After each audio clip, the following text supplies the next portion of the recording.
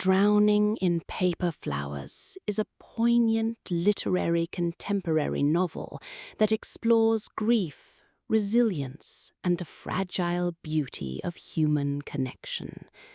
It's a story about confronting loss, rediscovering hope, and learning to embrace life's imperfections.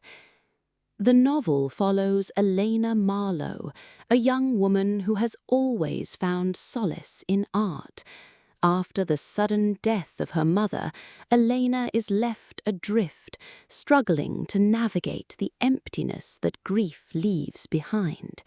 Her coping mechanism becomes origami, folding paper flowers as a way to preserve beauty in a world that feels broken. Elena's journey takes her to Willowbrook, a quiet town where she inherits her mother's old bookstore. The store, filled with dusty shelves and forgotten stories, becomes both a burden and a sanctuary.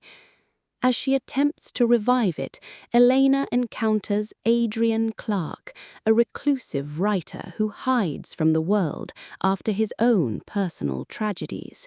Their reluctant friendship blossoms into something deeper as both discover that healing often comes in unexpected forms. The narrative thrives on literary and romance tropes. Grief and healing, Elena's journey is defined by loss and recovery. Found family, the bookstore community becomes her support system. Slow burn romance, Elena's and Adrian's bond grows gradually, rooted in vulnerability. Art as metaphor, origami flowers symbolize fragility, resilience, and renewal. Supporting characters enrich the story.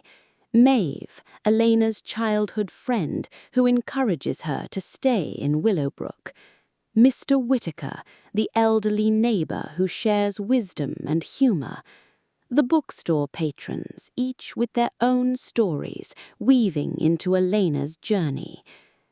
The climax builds when Elena discovers hidden letters from her mother tucked inside the bookstore's shelves.